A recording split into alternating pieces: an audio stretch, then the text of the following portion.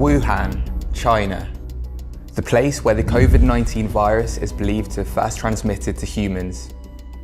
At a wet market, where people and animals in squalid conditions are in constant close contact. So we've all become familiar with the uncomfortable details of this market, and it's fueled a narrative that takes aim at Chinese culture. Wuhan, or the Chinese coronavirus. The Chinese coronavirus. How deadly is coronavirus? A foreign virus. Foreign virus? As a, quote, foreign virus. But COVID-19 is not the first virus of its kind, and it's not likely to be the last. So why are we not asking the uncomfortable questions? Was Wuhan a random outlier, or was it a symptom of a much bigger, global issue that the media are not reporting? Hey everybody, this is Klaus, and in the last couple of weeks I've been looking into the history of infectious disease and viral outbreaks, and I've come across some interesting theories about COVID-19.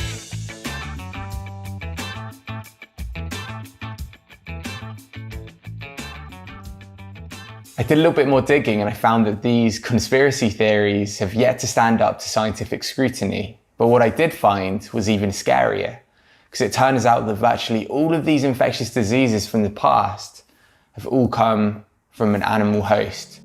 If we take the early 20th century, for example, the Spanish flu is believed to have come from the avian family.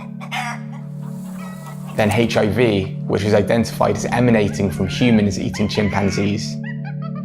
But something happened from the 1990s that meant that these viral outbreaks, these infectious diseases coming from an animal host, became more common. SARS, swine flu, Ebola, MERS, and now the coronavirus. These are just some examples of outbreaks that originated from animal hosts from all over the world. And to understand how this is happening, how these viral outbreaks from animal hosts are becoming more common, we need to look at how our food system has changed in recent years. Since 1961, the human population has more than doubled. In that same time, global meat production has increased by more than 4 times. That means that each of us now consume 20 kilograms more meat per year on average than we did 60 years ago. And to keep up with this ever-increasing demand, we've obviously had to change the way we farm animals for meat. In the early 20th century, livestock was typically reared on small-scale, family-run farms. Animals tended to have space to roam outdoors. Production was relatively limited, and meat and dairy were luxuries. Today, our insatiable appetite for chicken breasts or burger steaks has meant that intensive animal farming has become the norm. But what is it about this intensification that makes viral outbreaks more common?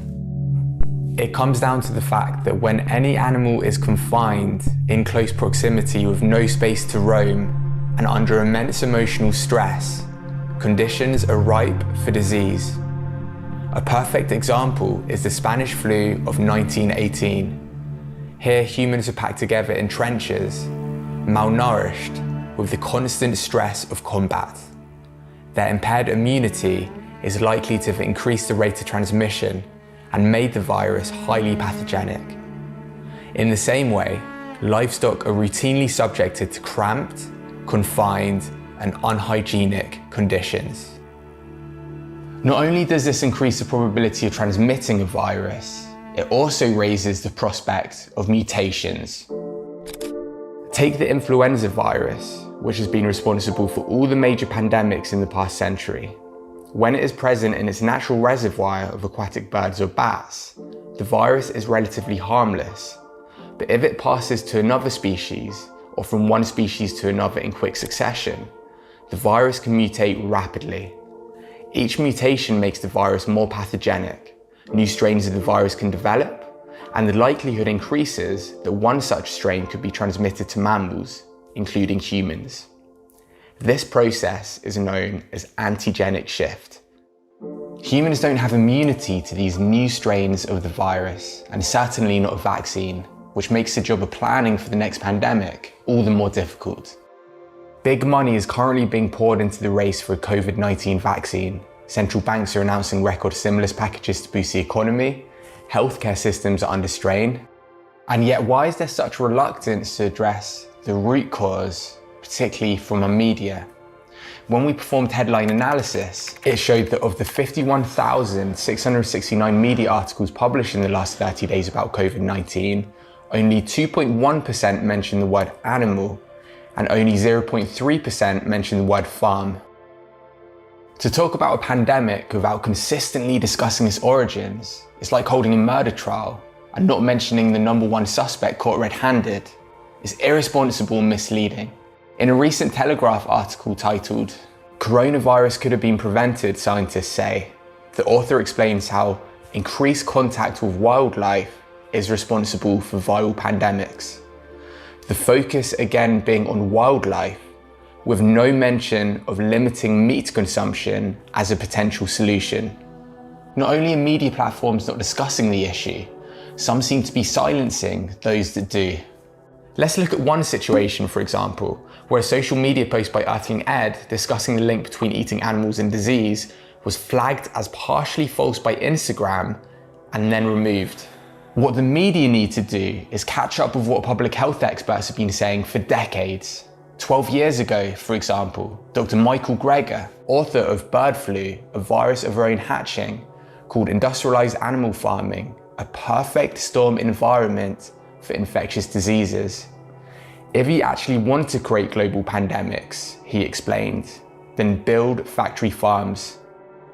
This has been supported by scientists over and over for years, including by World Health Organization representative Dr. Gauden Galea, who said, as long as people eat meat, there is going to be some risk of infection. So why are the media underreporting the common origins of all of these viral outbreaks? I think it comes down to this. The economics of industrialized farming and our commitment to tradition when it comes to eating meat and dairy outweigh concerns for human health. As evolutionary biologist Rob Wallace said, it pays to produce a pathogen that could kill 1 billion people.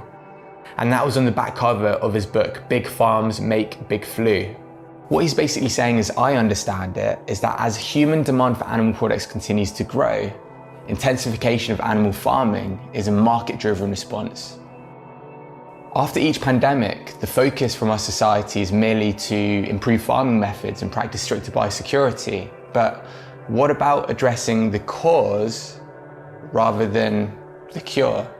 There's no saying we've seen the worst of it. Sure, COVID-19, the coronavirus has been terrible, very, very contagious, but the fatality rate seems to be less than 10-15%.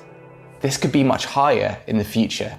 Take the Nipah virus, a highly infectious disease with a death rate of 40% or more when transmitted to humans.